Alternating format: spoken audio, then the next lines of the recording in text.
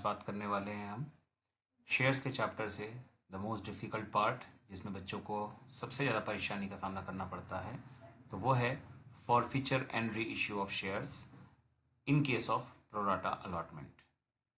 तो इंट्रोडक्शन के लिए कुछ खास नहीं बोलना है मुझे, बस सीधे सीधे मैं टॉपिक पर बात करता हूँ, और जिसके लिए मैंने एक क्वेश्चन लिया है जो मैंने खुद से बना रखा है, जैसा आप सभी अपने स्क्रीन पर देख पा रहे हैं। और साथ साथ इसके बाद स्टेप बाय स्टेप मैं इस क्वेश्चन का पूरा सॉल्यूशन आप सभी को प्रेजेंट करने वाला हूँ।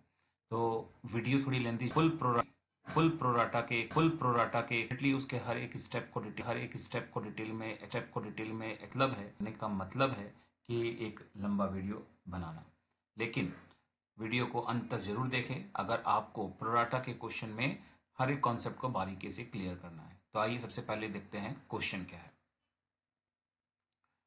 विद्युत limited issued 80,000 equity shares of ₹10 each at a premium ₹6 पर शेयर। तो 10 रुपए का शेयर्स है, 80,000 शेयर्स ऑफर किए गए हैं पब्लिक को, और जिसमें प्रीमियम होगा 6 रुपए का, और जिसका अमाउंट जो पेबल है वो है सभी पर 4 इंस्टॉलमेंट जैसे होते हैं, आप सभी जानते हैं, एप्लीकेशन से लेकर फाइनल कॉल, जिसका रेट है रेस्पेक्टिवली 5, 5, 4 एंड 2, जिसमें से 3 पर प्रीमियम इंडिकेटेड है, अलॉटमेंट पर, एप्लीकेशन पर एंड फर्स्ट कॉल पर। इनके रेट्स रेस्पेक्टिवली हैं 3 application, 2 allotment and ₹1 first call पर। तो इस तरह से प्रीमियम क्वेश्चन में सभी पर दिया गया है, और इसके अलावा क्वेश्चन में रेस्ट डिटेल्स की अगर हम बात करें तो वो ये रहा, जिससे कि हमारे सामने प्रोराटा का डेटा सामने आता है। पब्लिक ने अप्लाई किया है 1,25,000 शेयर्स के लिए, यानी कि हमारे इशूड शेयर्स 80,000 के कंपैरिजन में 1,25,000 शेयर्स पब्लिक ने अप्लाई कर दिया, जिसका मतलब ओवर सब्सक्रिप्शन हो गया। और अब इसके अकॉर्डिंग बोर्ड ऑफ डायरेक्टर्स से एडजस्ट करेंगे।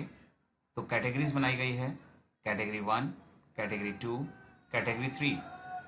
कैटेगरी 1 का मतलब है 70,000 शेयर्स के बदले 40,000 शेयर्स, कैटेगरी 2 का मतलब है 50,000 के बदले 40,000 शेयर्स, और कैटेगरी 3 का मतलब है 5,000 को रिजेक्ट कर दिया गया, यानी उनको कोई भी शेयर्स का अलॉटमेंट नहीं दिया गया। तो कंपनी ने इस तरह से 3 कैटेगरीज बनाई हैं, जिसमें से 2 प्रोराटा आपके सामने हैं, 70 के मुकाबले 40,000 और 50,000 मुकाबले 40,000। तो इस तरह से क्वेश्चन डबल प्रोराटा का भी है, तो ये भी एक अपने आप में इंपॉर्टेंट पैटर्न है।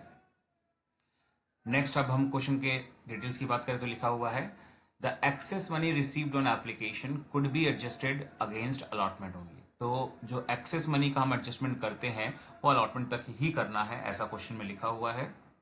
बाय मीन्स इनकेस अगर नहीं हो पाता तो आप फर्स्ट कॉल या आगे नहीं बढ़ सकते हैं, आपको उस एक्सेस मनी को आउटराइट रिजेक्ट ही करना होगा। तो लिखा है आगे, वन शेयर होल्डर जिसका नाम है मिस्टर राजू, जो कि कैटेगरी फर्स्ट को बिलोंग करता है, and who was applied for 3,500 shares did not pay money due on allotment and calls. जबकि एक और शेयर होल्डर है मिस्टर कालू, जिनके जो कैटेगरी है वो सेकंड है, और जिसने फेल किया है दोनों कॉल्स को पे करने के लिए 1,000 शेयर्स पर। तो ये हो गए हमारा सबसे इंपॉर्टेंट वाइटल पार्ट क्वेश्चन का, जिसमें एरियर्स को हम देखते हैं। And both the shares were forfeited after the call money, यानी कि शेयर्स का फॉरफीचर हो जाता है एट लास्ट, सभी कॉल्स को हो जाने के बाद। नाउ आगे की डिटेल्स की हम बात करें तो out of the forfeited shares 2,500 shares वर री इशूड फॉर ₹8 पर शेयर एज फुल्ली पेड। तो ये री इशू का स्टेटमेंट जो कि आखिरी में ही काम आना है। एंड लिखा है री issued shares included all the shares of mister Kalu, बाकी लिखा है पास नेसेसरी जर्नल एंट्री। तो ये था क्वेश्चन। अब हम शुरू करेंगे इसका सॉल्यूशन। तो आइए स्टार्ट करते हैं इसका सॉल्यूशन। आइए स्टार्ट करते हैं सॉल्यूशन पार्ट।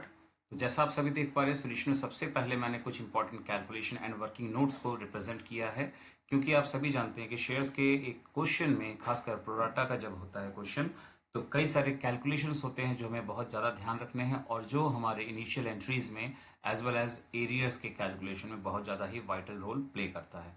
और अगर इन केस इसमें किसी तरह की भी हमें गलती हो जाती है हमसे, तो मान के चलिए कि हमारी एंट्रियां तो बेसिकली सही बनती हैं, लेकिन कोई भी वैल्यू लगभग सही नहीं होती है। तो बहुत ज़रूरी है इन सभी कैलकुलेशन पर ध्यान रखना। तो सबसे ज़्यादा अहम हिस्सा है आज के इस वीडियो में ये सारा वर्किंग नोट्स, ठीक है। तो आइए ध्यान से डिस्कस करते हैं कि क्या क्या हमारे इस क्वेश्चन के सॉल्यूशन के समय चीज़ें हमें कैलकुलेट करके एडवांस में रख लेनी है। तो देखिए, सबसे पहला वर्किंग नोट मैंने तैयार किया है कि अमाउंट जो एक्सेस एप्लीकेशन का है, एप्लीकेशन के समय जो हमें एक्स्ट्रा अमाउंट मिला है उसका एडजस्टमेंट करना। जैसा आप सभी जानते हैं कि एडजस्टमेंट अलॉटमेंट पर ही होना है और अलॉटमेंट से आगे नहीं कर सकते हैं, लेकिन अलॉटमेंट पर भी हो जाएगा इसकी क्या गारंटी है? तो यही पता लगाना है कि अलॉटमेंट पर एडजस्टमेंट हो जाएगा या उससे भी ज़्यादा नौबत आने वाला है कि ना हो पाए या हमें रिजेक्ट करना पड़े। जो कुछ भी है ये हमें जानना पड़ेगा। तो इसके लिए आपके सामने ये रहा है उसका नोट्स। तो जैसा आप सभी जानते हैं कि क्वेश्चन में दो प्रोराटा की कैटेगरीज हैं जिसकी वजह से एक्सेस का अमाउंट निकल रहा है, यानी एक है कैटेगरी फर्स्ट और सेकेंड है कैटेगरी नंबर 2। तो जब दो प्रोराटा होते हैं तो ये थोड़ा सा एक्स्ट्रा वर्क है जो आपको करना ही पड़ेगा। नहीं करेंगे तो क्या होगा कि कुछ पॉसिबल केसेस में आपके आंसर्स तो सही आ जाएंगे, लेकिन कुछ केसेस में जरूर से जरूर गलतियां होंगी और जिसका आपको पता नहीं चल पाएगा। तो जब भी आपके क्वेश्चन में एक से ज्यादा प्रोडक्ट आए तो आपको इस तरह से क्वेश्चन को करना ही पड़ेगा। ठीक है, तो देखिए सबसे पहले क्या करना है आपको, कैटेगरी फर्स्ट जो दिया गया था 70,000 और 40,000, इसका डिफरेंस ले लेना है जो कि आपको देख पा रहे हैं 30,000 है, एंड देन इनटू करना है उस रेट से जो कि एप्लीकेशन का क्वेश्चन में दिया गया है जो कि है 5, तो आएगा 1,50,000। मतलब एक्सेस में से 1.5 लाख रुपए हमारे कैटेगरी 1 से एडजस्ट होगा। ऐसे ही कैटेगरी 2 का भी एक्सेस निकालेंगे तो कैटेगरी 2 था 50,000 शेयर्स के बदले 40,000, यानी डिफरेंस हो गया 10,000 इंटू अगेन एप्लीकेशन रेट यानी 5, जिससे बना 50,000। तो इस तरह से कैटेगरी फर्स्ट से हम 1.5 लाख रुपए का एडजस्टमेंट करने वाले हैं और कैटेगरी सेकंड से 50,000। नाउ ये तो हो गया कितने रुपए का एडजस्टमेंट हम करने वाले हैं। नाउ सवाल ये उठता है कि क्या हम इतना एडजस्टमेंट कर सकते हैं फ्रॉम द रेस्पेक्टिव कैटेगरीज, मतलब क्या हम कैटेगरी 1 से इतने रुपए एडजस्ट कर पाएंगे? जवाब होगा इसकी मदद से, जिसको आप देख पा रहे हैं मैंने लिखा है maximum amount that can be adjusted on allotment. हम अलॉटमेंट पर मैक्सिमम कितना एडजस्ट कर सकते हैं बिना इसको पता लगाए। आप 1.5 लाख रुपए को अगर डायरेक्टली लिखेंगे तो कुछ केसेस में सही भी हो सकते हैं, कुछ केसेस ऐसे भी आएंगे जब गलत भी हो जाएंगे। तो तरीका ये होगा, जो आपका प्रोराटा कैटेगरी नंबर 1 है यानी 70,000 40,000, इस कैटेगरी में जो अलॉटेड शेयर्स है यानी कि 40,000, उस अलॉटेड शेयर्स का आप इस्तेमाल करेंगे और इनटू करना है उस रेट से जिस पर आप एडजस्टमेंट करने जा रहे हैं। तो आप एडजस्टमेंट करने जा रहे हैं अलॉटमेंट पर, तो अलॉटमेंट का रेट भी 5 था क्वेश्चन में, तो आया 2 लाख रुपए। यानी हम अलॉटमेंट पर 2 लाख रुपए तक का एडजस्टमेंट कर सकते हैं और करना था हमें सिर्फ और सिर्फ 1.5 लाख। यानी इससे एश्योरेंस मिल जाता है कि हम पूरे 1.5 लाख रुपए को एडजस्ट कर सकते हैं। यहाँ पर नौबत नहीं आएगी कि अलॉटमेंट के बाद भी कुछ बच रहा है। तो इस तरह से आपको ये क्रॉस चेकिंग पहले करना ही पड़ेगा। नहीं करेंगे आप तो रिस्क में आपको जाना पड़ेगा, और रिस्क हमेशा फ्रूटफुल होगा जरूरी नहीं है, और अपने एग्जाम में तो रिस्क लेने की जरूरत बिल्कुल नहीं है ना। ऐसे ही कैटेगरी 2 से हमने पता लगाया था कि 50,000 रुपए है, हमको एडजस्ट करना है, जो कि नाउ एडजस्ट कर सकते हैं कि नहीं इसका पता लगाना है। तो उसके लिए भी देखिए वही चीज है, maximum amount that can be adjusted on allotment. तो कैटेगरी 2 यानी कि 50,000 को 40,000, इस कैटेगरी में जो अलॉटेड शेयर्स हैं अगेन वो 40,000 है, तो दोनों में बाई चांस 40-40 है। तो ये बात आपको समझ लेना है कि कैटेगरी के हिसाब से जो अलॉटेड शेयर्स है उसको यूज करना है इनटू रेट ऑफ अलॉटमेंट जिस पर आप एडजस्टमेंट करने जा रहे हैं, यानी कि 5, तो आएगा 2 लाख इस पर भी। तो यानी यहां भी हमें करना था सिर्फ 50,000 का एडजस्टमेंट, और कर सकते हो आप 2 लाख रुपए। यानी यहां भी कोई ऐसी प्रॉब्लम नहीं है कि एडजस्टमेंट ना हो सके, बड़ी इजीली आप यहां पर भी एडजस्टमेंट कर सकते हैं। तो इस तरीके से हमने चेक कर लिया है कि दोनों कैटेगरी से जो अमाउंट एडजस्ट करना है वो एडजस्ट हो सकता है कि नहीं। तो फाइनल जो हमारे पास डेटा है वो ये कि कैटेगरी 1 से 1.5 लाख रुपए एडजस्ट होना है और कैटेगरी 2 से 50,000, कुल मिलाकर 2 लाख रुपए हमारे अलॉटमेंट पर एडजस्ट हो जाएगा। चलिए बढ़ते हैं नेक्स्ट कैलकुलेशन की तरफ। तो नेक्स्ट कैलकुलेशन जो और भी ज़्यादा वाइटल है, या कहें तो पूरे क्वेश्चन का सबसे बेस है, वो है हमारा एरियर्स का कैलकुलेशन, खासकर पहले पर्सन राजू का। तो क्वेश्चन एक बार पहले जरूर देखिए कि क्वेश्चन में क्या बोला गया था राजू के बारे में, तब उसके बाद हम एक बार कैलकुलेशंस को समझते हैं। ध्यान से देखिएगा राजू का स्टेटमेंट। ठीक है, देखिए मैं आपको हाईलाइट करके दिखा देता हूँ। लिखा हुआ है वन शेयर होल्डर जिसका नाम है मिस्टर राजू, जिसके कैटेगरी का नाम है 1, यानी कि इस कैटेगरी का वो पार्ट है। हु वॉज अप्लाइड, बताना चाहूंगा अप्लाइड का मतलब होता है वो शेयर जो आपने इंटरेस्ट किया कि मुझे खरीदना है, ना कि वो शेयर जो कि आपको कंपनी ने दिया है। और आपने फेल टू पे किया है यानी नहीं पेड किया है अलॉटमेंट का अमाउंट और दोनों कॉल्स। ठीक है, कॉल्स की भी लिखा हुआ है। तो इस तरह से आपका एरियर्स है एप्लीकेशन के बाद बाकी सभी चीजों पर, ये आपका एरियर्स है। तो इस तरह से राजू के शेयर को यूज करेंगे हम और उसका एरियर कैलकुलेट करेंगे। तो देखिए क्या है उसका एरियर, कैसे करेंगे कैलकुलेट। देखिए तो सबसे पहले याद रखना है आपको कि अगर एक शेयर होल्डर जो कि प्रोराटा कैटेगरी को बिलोंग करे, जैसा कि आप सभी जानते हैं कैटेगरी नंबर 1 को वो बिलोंग करता है, तो कैटेगरी 1 प्रोराटा कैटेगरी को बिलोंग करे, एज वेल एज अगर अगर उस शेयर होल्डर के जो एरियर्स का अमाउंट है वो अलॉटमेंट पर है, तो हमें ये सब चीज करना पड़ेगा। जैसा कि आप देख पा रहे हैं, सबसे पहले आपको अप्लाइड शेयर्स और अलॉटेड शेयर्स दोनों ही चाहिए। अब आपके पास अप्लाइड अलॉटेड दोनों है या दोनों में से एक मिसिंग है और एक आपको निकालना है, ये आपको देखना पड़ेगा। तो जैसा हमने पढ़ा था क्वेश्चन में कि अप्लाइड शेयर्स दिया गया था और वो है 3500 शेयर्स। नाउ अप्लाइड दिया था तो अब हमको अलॉटेड निकालना होगा। नाउ अप्लाइड हो या अलॉटेड जो भी निकालना हो, आपको इसके लिए यूज करना पड़ेगा अपने प्रोराटा की कैटेगरी। तो जैसा आप सभी जानते हैं कि मिस्टर राजू का जो कैटेगरी था वो 1 था, और कैटेगरी 1 का मतलब है 70,000 के बदले 40,000। तो देखिए फॉर्मूला कैसे बनता है। अब ये फॉर्मूला भी कई लोग आपको याद करने को कहेंगे, मैं कहता हूँ याद करने की कोई जरूरत नहीं है। ना देखिए, कैटेगरी में जो 2 डिजिट्स होते हैं पहले उसको आप समझने की कोशिश करिए, तो आपको कभी भी फॉर्मूला याद नहीं करना पड़ेगा। कैटेगरी का जो पहला डिजिट होता है यानी वो अप्लाइड होता है, दूसरा होता है अलॉटेड। जैसे कि 70 अप्लाइड, बदले में अलॉट किया गया 40। यहाँ पर 50 अप्लाइड, बदले में अलॉट किया गया 40। यहाँ पर 5 अप्लाइड, बदले में कोई अलॉटमेंट नहीं किया गया। इस तरह से आप समझिए पहले कि कैटेगरी का मतलब क्या होता है। नाउ तो ये अप्लाइड है, ये अलॉटेड है, और मिस्टर राजू का हमको फिलहाल जो शेयर्स पता है वो यहाँ का पता है, मतलब अप्लाइड पता है। और हमको क्या नहीं मालूम है, यानी कि जिसका डेटा हमें निकालना होगा वो है अलॉटेड। तो जिसका भी डेटा आपको निकालना है उसी को आपको ऊपर रखना है, यानी कि हमारा फॉर्मूला क्या बनेगा, 40,000 डिवाइडेड बाय ये वाला अमाउंट यानी अप्लाइड। तो इस तरह से 40,000 डिवाइडेड बाय 70,000 कर लेंगे और इनटू जो शेयर्स यहाँ पर अवेलेबल हैं, इससे हम उसके अलॉटेड शेयर्स निकाल लेंगे। और इनकेस उल्टा होता, आपको अलॉटेड शेयर्स दिए होते हैं और अप्लाइड निकालना पड़ता, तो आप अप्लाइड को ऊपर रखते, अपॉन इसको ले आते और इनटू जो शेयर्स दिया होता। तो इस तरह से फॉर्मूला बनता है, इसमें कुछ भी ऐसा नहीं जिसको आपको याद करना पड़े। देखिए ये रहा उसके अकॉर्डिंग डेटा हमारे कैलकुलेशन का। जैसा हमने कहा था कि हमें दोनों शेयर्स पता होने चाहिए। अप्लाइड ऑलरेडी क्वेश्चन में गिवन था 3500 शेयर्स, अलॉटेड हमें निकालना था। तो जैसा हमने फॉर्मूला बनाया 40,000 डिवाइडेड बाय 70,000 इंटू जो गिवन शेयर्स हैं, जिससे सॉल्व करने पर आ रहा है 2000 शेयर्स। और आपको ये भी याद रखना होगा कि हमारे क्वेश्चन में आने वाले डेटा को कैलकुलेट करने के लिए जिसका इस्तेमाल होना है वो ऑलवेज है अलॉटेड शेयर्स, क्योंकि अप्लाइड शेयर्स कभी भी आपको मिलते नहीं है, मिलते वो हैं जो अलॉटेड शेयर्स होते हैं in case of pro rata only. Now अब आपने कंपनी में 3500 शेयर्स के लिए अप्लाई किया था, जैसा कि आप जान रहे हैं, और जबकि कंपनी ने आपको सिर्फ बदले में 2000 शेयर्स ही दिए, यानी कंपनी के पास आपका कुछ एक्स्ट्रा अमाउंट ऑलरेडी जमा है। उसी को हम कहते हैं एक्सेस मनी, जिसका फॉर्मूला अगर आप चाहें तो फॉर्मूला ये बना सकते हैं, अप्लाइड शेयर्स माइनस आपके allotted shares into rate of application. तो आपके अप्लाइड शेयर्स थे 3500, आपका अलॉटेड शेयर्स था 2000 जो अभी हमने कैलकुलेट किया है, और रेट ऑफ एप्लीकेशन था 5 इंक्लूडिंग प्रीमियम। तो इसको मल्टीप्लाई करने पर आ रहा है 7500 रुपीज, यानी कि आपका अलॉटमेंट पर जो एरियर्स निकाला जाएगा उस समय जिस अमाउंट को आप माइनस करेंगे एज एक्सेस मनी वो है आपका 7500 रुपीज। तो इस तरह से आप पहले एक्सेस निकाल लेंगे। जैसे ही आपको एक्सेस मिल जाएगा, अब आगे काम बहुत ही ज़्यादा सिंपल है, ज़्यादा कुछ और नहीं करना है। तो देखिए ये रहा अलॉटमेंट का एरिया।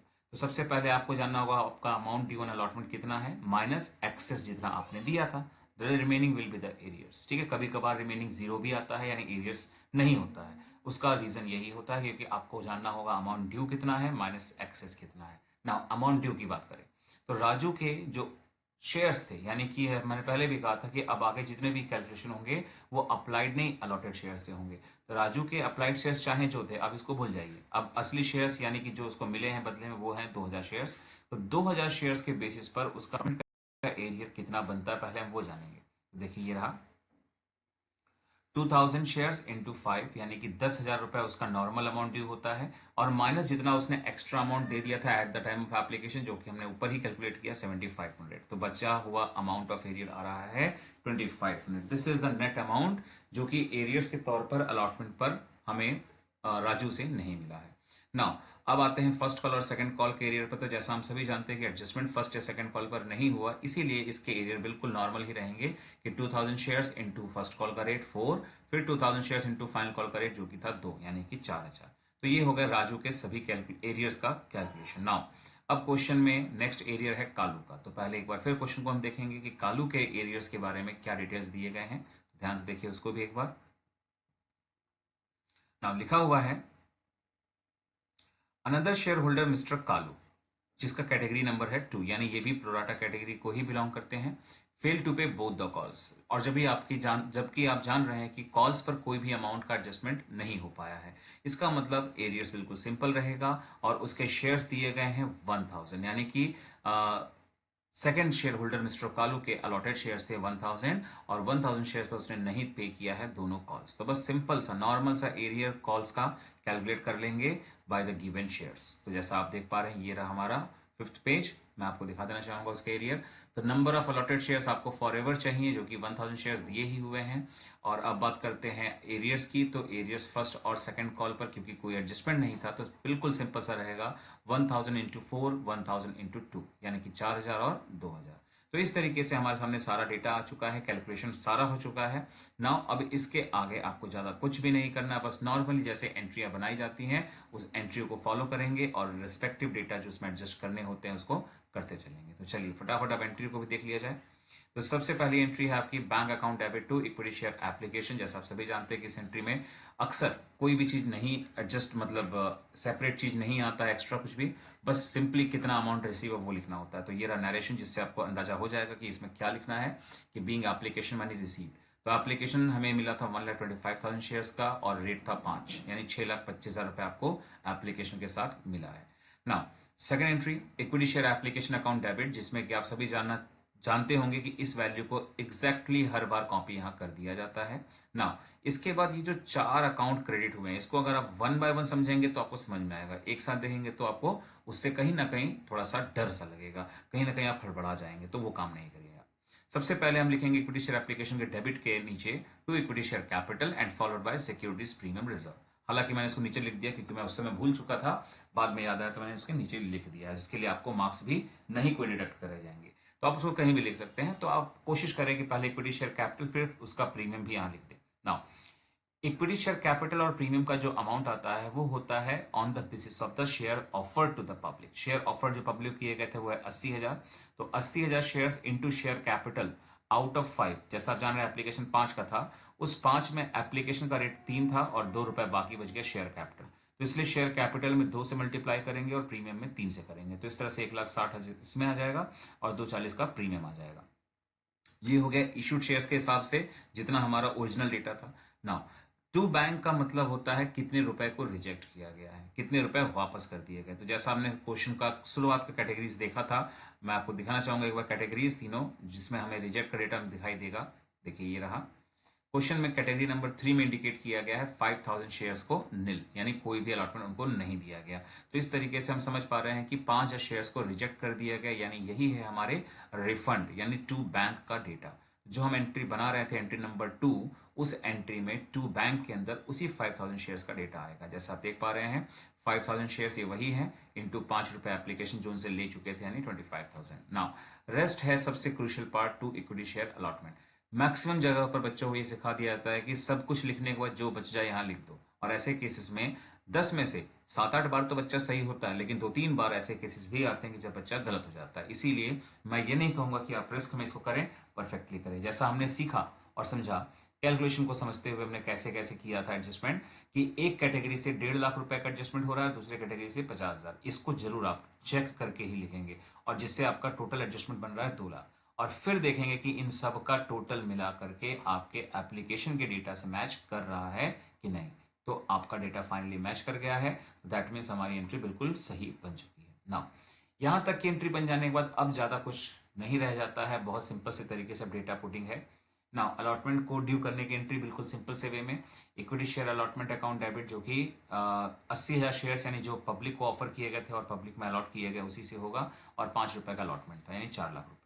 उसके अलावा टू शेयर कैपिटल और सिक्योरिटीज प्रीमियम रिजर्व, जैसा कि क्वेश्चन में दिया था application allotment and first call तक प्रीमियम है, और इस पर प्रीमियम था 2 रुपए, तो 2 से मल्टीप्लाई करके 1,60,000 लिख दिया और रिमेनिंग अमाउंट शेयर कैपिटल का 2,40,000। नेक्स्ट फोर्थ एंट्री की बात करें bank account debit call senior account debit to equity share allotment. तो जिसमें से सबसे पहले आप क्या करेंगे, अलॉटमेंट का डेटा पहले निकालेंगे। अलॉटमेंट में 4 लाख रुपए ड्यू हुआ था, तो उस 4 लाख को पहले हम ले लेंगे, माइनस करेंगे वो अमाउंट जो अलॉटमेंट पर ऑलरेडी एडजस्ट हुआ था एप्लीकेशन के ट्रांसफर के समय यानी प्रीवियस एंट्री में। तो वो हमारा एडजस्टमेंट था 1.5 लाख और 50 यानी 2 लाख रुपए।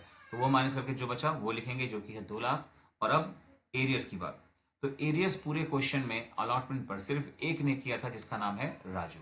नाउ एक बार फिर से देख लेते हैं राजू का एरियर कितना था अलॉटमेंट पर। तो ये आपके सामने एरियस ऑन अलॉटमेंट जो कि राजू का था 2,500। बस यही एरियर है जो कि हमें वहां पर यूज कर लेना है, और ये रही उसके हिसाब से एंट्री। तो एरियर्स हमने लिख दिया 2500 और रिमेनिंग इसमें से जो बचा वो अमाउंट बैंक में आप लिख सकते हैं। तो इस तरह से हमारे अलॉटमेंट की रिसीविंग की एंट्री बन चुकी है और क्वेश्चन में ज़्यादातर वेटेज हमारे इस एंट्री पर होता है हमेशा ना। अब फर्स्ट कॉल और सेकंड कॉल में खास एडजस्टमेंट था नहीं, तो और भी सिंपल है ये तो equity share first call account debit to equity share capital to securities premium reserve 80,000 shares के हिसाब से 4 रुपए का फर्स्ट कॉल था, जिसपे 1 रुपए का प्रीमियम भी था। तो उसी हिसाब से डेटा सारा पुट कर देंगे आप 3,20,000, 80,000 और बैलेंस अमाउंट यहाँ पर मैंने ब्रैकेट में लिख कर आपको हेल्प के लिए दिखा दिया कि अमाउंट कैसे निकल रहा है, एंड होप सो कि उन चीज़ों को मुझे दोबारा एक्सप्लेन करने की जरूरत ना पड़े, क्योंकि अगर मैं उसको एक्सप्लेन करने लगा तो वीडियो और लंबी होती जाएगी। नाउ नेक्स्ट एंट्री पे आते हैं, bank account debit calls in arrear account debit to equity shares first call. तो जैसा हम जानते हैं फर्स्ट कॉल था 3,20,000, तो 3,20,000 पहले रिपीट हो जाएगा और फर्स्ट कॉल पर दो लोगों का एरियर था, एक राजू का जिसका अमाउंट आया था 8,000 और एक कालू का जिसका अमाउंट आया था 4,000, मिलाकर टोटल एरियर्स है 12,000 और बाकी जो बच गया वो बैंक अकाउंट का अमाउंट है 3,08,000। तो इसलिए मैंने पहले ही कहा ब्रैकेट में मैं ऑलरेडी डिटेल्स को एक्सप्लेन कर चुका हूं, तो बार बार एक्सप्लेन करने का टाइम अननेसेसरी मैं वेस्ट नहीं करूंगा ना। फाइनल कॉल की एंट्री पे आते हैं, share second and final call account debit to share capital जिसपे कोई प्रीमियम नहीं था और जो 2 रुपए का था 1,60,000 से ड्यू हो जाएगा। देन रिसीविंग की एंट्री बनाते हैं, bank account debit calls in arrears account debit to equity share second and final call, जिसमें ये 1,60,000 पहले तो रिपीट हो जाएगा और अगेन सेकंड कॉल पर दो लोगों का एरियर्स था, राजू का और कालू का, मिला करके टोटल एरियर्स है 6,000 एंड रिमेनिंग अमाउंट बैंक में 1,54,000। तो इस तरीके से हमारा फाइनल कॉल भी हमने रिसीव कर लिया। नाउ अब हम बढ़ते हैं अपने क्वेश्चन के उस इंपॉर्टेंट पार्ट की तरफ जिसके लिए खासकर ये मैंने वीडियो बनाया, यानी कि फॉर फ्यूचर एंड रेशियो। तो सबको मैं पहले आपको दिखाना चाहूंगा कि आपको ये एंट्री देख करके कहीं से नहीं लगेगा कि ये प्रोराटा की वजह से कोई नई या अलग टाइप की एंट्री है। नॉर्मली फॉर फ्यूचर की एंट्री में जो बनाते हैं वही है, एग्जैक्ट वही है। तो बस प्रोराटा की वजह से क्या होता है, वैल्यूएशन बदलता है, कैलकुलेशन बदलता है, बाकी एंट्री का बेस नहीं बदलता है। देखिए फॉर फ्यूचर की एंट्री को मैंने अलग अलग कर दिया है, ये राजू के शेयर्स की फॉर फ्यूचर की एंट्री है, इसके बाद मैं कालू का शेयर्स की फॉर फ्यूचर की एंट्री दिखाऊंगा आपको, क्योंकि क्वेश्चन में री इशूड शेयर्स पूरे नहीं हुए, इसलिए थोड़ा सा ये तरीका हमें अपना लेना चाहिए। तो देखिए equity share capital account debit, जिसका मतलब है राजू के अलॉटेड शेयर्स जो कि थे 2,000 इनटू कॉल्ड अप, और कॉल्ड अप का मतलब होता है जिस शेयर्स में जहां तक एंट्री बन चुकी है, और इस क्वेश्चन में फिलहाल हम सेकंड फाइनल कॉल तक एंट्री बना चुके हैं, यानी कॉल्ड अप पूरा फेस वैल्यू 10 रुपए के बराबर हो चुका है, यानी 20,000 रुपए कॉल्ड अप के हिसाब से ये अमाउंट आ जाएगा। Now securities premium reserve account debit, अब देखिए यहां पर ही मोस्टली लोग गलत हो जाते हैं प्रोराटा के क्वेश्चन में खासकर। तो याद रखिएगा जब ये प्रोराटा का क्वेश्चन रहे तो आपको ये तरीका अपनाना है जो मैं करके अभी यहाँ दिखाने वाला हूं, लेकिन पहले वो समझिए जो आप करते हो और गलतियां हो जाती हैं। देखिए सिक्योरिटीज प्रीमियम रिजर्व में बच्चे आमतौर पर क्या करते हैं, 2,000 शेयर्स को फॉरफिट करना है तो 2,000 शेयर्स को यूज करते हैं और फिर उसको मल्टीप्लाई कर देते हैं प्रीमियम के रेट से। तो प्रीमियम इस क्वेश्चन में अलॉटमेंट पर था 2 रुपए का और 1 रुपए का था फर्स्ट कॉल पर, यानी कि टोटल हो गया 3 रुपए। मतलब बच्चा यहाँ 6,000 रुपए लिख के चला आता है और उस वजह से बच्चे का डेटा हो जाता है सारा गलत। ठीक है, तो यही 6,000 रुपए नहीं है, देख सकते हो आप लोग 4,500 रुपए है, कुछ कम है। क्यों कम हुआ है वो आपको मैं अब दिखाना चाहूंगा। तो देखिए, तो इसके लिए ये रहा एक कैलकुलेशन या वर्किंग नोट कि कैसे सिक्योरिटीज प्रीमियम का अमाउंट एडजस्ट करके पता लगाया जाए। तो जैसा आप जानते हैं अलॉटमेंट 5 रुपए का था, उस 5 में से 2 रुपए प्रीमियम पे था और 3 रुपए का शेयर कैपिटल था, तो आप उसको दो हिस्सों में पहले बांट लेंगे। शेयर कैपिटल सबसे पहले रखना है और बाद में सिक्योरिटीज प्रीमियम रिजर्व, ये ऑर्डर मेंटेन होना चाहिए। जिसमें से सबसे पहले आप एरियर्स लिखेंगे 2,000 शेयर्स का, तो 2,000 शेयर्स को डायरेक्ट 5 से मल्टीप्लाई नहीं करेंगे, 3 से मल्टीप्लाई करेंगे जो आया 6,000 और 2 से भी करेंगे जो कि आया 4,000, मतलब मिलाकर 10,000 ही आएगा, लेकिन अलग अलग रखेंगे। नाउ जो एक्सेस अमाउंट हमने कैलकुलेट किया था वर्किंग नोट में शुरुआत में 7,500 रुपए, उस एक्सेस को माइनस करने की बारी है। तो सबसे पहले एक्सेस माइनस होगा कहां से, शेयर कैपिटल से, लेकिन शेयर कैपिटल तो सिर्फ 6,000 रुपए है और यहाँ 7,500 रुपए नहीं घटा सकते, तो 6,000 रुपए घटाकर इसको जीरो कर देंगे और रेस्ट 1,500 रुपए इसमें से घटा लेंगे और 2,500 रुपए प्रीमियम में बचेगा। तो हम देख पा रहे हैं कि प्रीमियम का अमाउंट जो 4,000 था वो प्रीमियम कम हो गया और बचा कितना, 2,500। यानी एक्सेस एप्लीकेशन का अमाउंट एडजस्ट करने के लिए प्रीमियम का भी अमाउंट यूटिलाइज हुआ है, इसीलिए प्रीमियम में उतना रुपए माइनस हो गया है, 2,500 यहां से आ गया। लेकिन फर्स्ट कॉल में ऐसा कुछ नहीं था, इसलिए सिंपल फर्स्ट कॉल को 2,000 से मल्टीप्लाई कर लिया 1 रुपए से, तो 2,000 रुपए फर्स्ट कॉल का प्रीमियम आ गया, मिलाकर टोटल प्रीमियम हो गया 4,500। इस तरह से प्रीमियम का अमाउंट एडजस्ट हो गया। नाउ एरियर्स की बात करें तो एरियर्स जो राजू का था वो टोटल 3 था, अलॉटमेंट का 2500, फर्स्ट कॉल का 8000 और सेकंड कॉल का 4000, मिला करके हो गया 14500। एंड ये जो बाकी का शेयर फॉरफिटेड अकाउंट है, इसके वैसे बहुत सारे नियम हैं, लेकिन जो सबसे इजीएस्ट मुझे लगता है बच्चों के लिए होता है वो ये है, आप इसका डेटा पुट करिए, इसका पुट करिए और इसका पुट करिए, जो बच जाए डिफरेंस आए वो इसी में लिख दीजिए, यानी कि शेयर फॉरफिटेड अकाउंट में। हाउएवर शेयर फॉरफिटेड अकाउंट का मतलब होता है वो अमाउंट जो एग्जैक्टली शेयर होल्डर ने टोटल पे कर दिया था कंपनी को, उसी को कहते हैं हम लोग शेयर फॉरफिटेड अकाउंट। चलिए बढ़ते हैं अपने नेक्स्ट एंट्री की तरफ, यानी कि फॉरफिट की एंट्री एक बार फिर से, लेकिन इस बार कालू की एंट्री। नाउ कालू के शेयर्स में प्रोराटा था लेकिन अलॉटमेंट का एरिया नहीं था, इसलिए बहुत सिंपल सा कॉन्सेप्ट है, equity share capital debit securities premium reserve debit to calls in arrears to share forfeited. Now Kalu के शेयर्स थे 1000 इंटू कॉल्ड अप, इसका भी 10 है यानी 10,000 रुपए, और सिक्योरिटीज प्रीमियम रिजर्व जैसा कि आप सभी जान रहे हैं इसमें कुछ खास तामझाम नहीं था, इसका एरिया सिर्फ फर्स्ट कॉल पर था और फर्स्ट कॉल पर 1 रुपए का ही प्रीमियम है, तो 1 रुपए से मल्टीप्लाई किया 1000 ये हो जाएगा। और एरियर्स की बात करें तो फर्स्ट कॉल का एरियर्स 4000, सेकंड कॉल का एरियर्स 2000, मिला करोगे 6000, रेस्ट इज द डिफरेंस जो कि है 5000। तो इस तरह से हमारे पास दो शेयर्स फॉरफिट हो चुके हैं, दो वैल्यूज आ चुकी हैं, और जिस वैल्यू को अब आपको फॉलो करना है या फोकस करना है वो है एक ये, यानी क्रेडिट फॉरफिचर राजू का, और ऐसे ही दूसरा यानी कि क्रेडिट फॉरफिचर कालू का जो कि है 5000। ये चीजें आपको याद रखनी है या फिर उसको हाईलाइट करके रखे रहिए, आगे काम आएगा ना। अब आते हैं री इशू और कैपिटल रिजर्व की एंट्री की तरफ। तो री इशू की entry bank account debit to equity share capital, जिसमें से बैंक का डेटा है 2500 शेयर्स री इशू किए गए हैं 8 के हिसाब से, और जिसका आगे का हिस्सा है फुल्ली पेड। तो 8 के हिसाब से मल्टीप्लाई करने पर 20,000 रुपये आएगा, और शेयर कैपिटल को 10 से मल्टीप्लाई करेंगे तो 25,000 रुपये आएगा। नाउ डिफरेंस आ रहा है डेबिट में, और डेबिट का डिफरेंस जब री इशू में होता है तो उसको कहते हैं डिस्काउंट, यानी कि लिखते हैं शेयर फॉरफिटेड अकाउंट। और अगर नीचे कम पड़ता है यानी क्रेडिट में कम पड़ता तो उसको कहते हैं सिक्योरिटीज प्रीमियम रिजर्व। तो इस तरह से फिलहाल हमारे पास एक डेबिट फॉरफिचर आया हुआ है 5,000 रुपए। तो अभी आपने देखा दो क्रेडिट फॉरफिचर आए हैं, एक राजू का एक कालू का, और अभी एक डेबिट फॉरफिचर भी आया है रीइश्यू के समय में। Now final entry share forfeited account debit to capital reserve. Now ये एंट्री तो आखिरी छोटी सी है, लेकिन इसका वैल्यूएशन ही सबसे वास्ट है। देखिए अब आते हैं कैपिटल रिजर्व के कैलकुलेशन की तरफ, ये हमारा इस क्वेश्चन का आखिरी कैलकुलेशन होगा। तो सबसे पहले आपको री इश्यू शेयर्स के कॉम्बिनेशन बनाने होंगे, और आपको मैं फिर एक बार दिखाना चाहूंगा वो डेटा जो कि क्वेश्चन के शुरुआत में दिया गया था, बल्कि क्वेश्चन के एंड पोर्शन में हमने शुरू में पढ़ लिया था उसको, कि री इश्यू का डेटा किस तरह से बनाया गया। देखिए ध्यान से, यहाँ पर ये ब्रैकेट में लिखा हुआ है द री issued shares included all shares of mister Kalu, मतलब री इश्यू जितने भी हुए हैं, कितने शेयर्स इश्यू हैं 2500 शेयर्स में सारे के सारे शेयर जिसके लिए गए हैं वो हैं कौन, कालू। तो कालू का शेयर्स पूरा रहेगा, बाकी शेयर्स उसी अकॉर्डिंग एडजस्ट करने होंगे। तो देख सकते हैं आप लोग, पहले हम कैपिटल रिजर्व निकालें, उसके पहले हमको ये जानना पड़ेगा कि री इश्यूड शेयर्स में कौन के किसके कितने शेयर्स हैं। जैसा आप जानते हैं री इश्यूड शेयर्स है 2500, उसमें से कालू के भी शेयर्स हैं, राजू के भी शेयर्स हैं, जिसमें से कालू के पूरे शेयर्स हैं, और पूरे मतलब आउट ऑफ 1000 पूरे 1000 शेयर्स। अब बच गया राजू। तो अगर 2500 शेयर्स को री इशू किया जाना है, जिसमें से 1000 कालू का शेयर्स, तो रिमेनिंग 1500 राजू का होगा। लेकिन राजू के शेयर्स थे कितने, 2000, तो 2000 में से 1500 शेयर्स बनेगा राजू का, ये कॉम्बिनेशन है। इसी हिसाब से अब हमको समझ में आता है कि हमें इस क्वेश्चन में राजू का जो क्रेडिट फॉरफिचर का डेटा आया था वो चेंज करना पड़ेगा, एंड कालू का एज इट इज रहेगा। तो आप देख पा रहे हैं कि कैपिटल रिजर्व को निकालने का फॉर्मूला है credit forfeiture minus debit forfeiture. तो जैसा आप जानते हैं क्रेडिट फॉरफिचर दो आया था, एक राजू का और एक कालू का, और इसी चीज को कैलकुलेट करने के लिए मैंने फॉरफिट की दो अलग अलग एंट्रियां लिखी थी। तो राजू का फॉरफिट आया था 10,000 और कालू का आया था 5,000। जैसा हम जान रहे हैं कि राजू में ही चेंज आना है 1500 अपॉन 2000 के हिसाब से, तो बस वही फ्रैक्शन यहाँ लिख देंगे 1500 अपॉन 2000, जिसको चेंज करने पर 7,500 रुपये आएगा। और कालू में क्योंकि पूरे शेयर्स री इशू हो गए हैं इसलिए उसमें कोई चेंज नहीं आएगा, वो रहेगा एज इट इज 5000 ये रहा, और माइनस डेबिट फॉरफिचर जो अभी री इशू की एंट्री में आया था वो भी है 5000।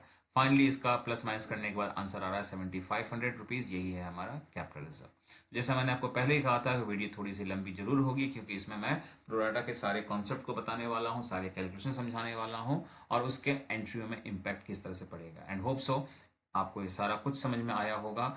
और अगर कोई स्पेसिफिक प्रॉब्लम हो किसी पर्टिकुलर एंट्री में, किसी पर्टिकुलर जगह पर, तो मुझे अपने कमेंट सेक्शन में लिख कर बताइए, ताकि मैं उसको एक बार फिर से हो सकेगा तो मैं या तो आपको कमेंट में जवाब दे दूंगा, और या फिर उसके लिए सेपरेट वीडियो बनाकर भी एक्सप्लेन कर दूंगा।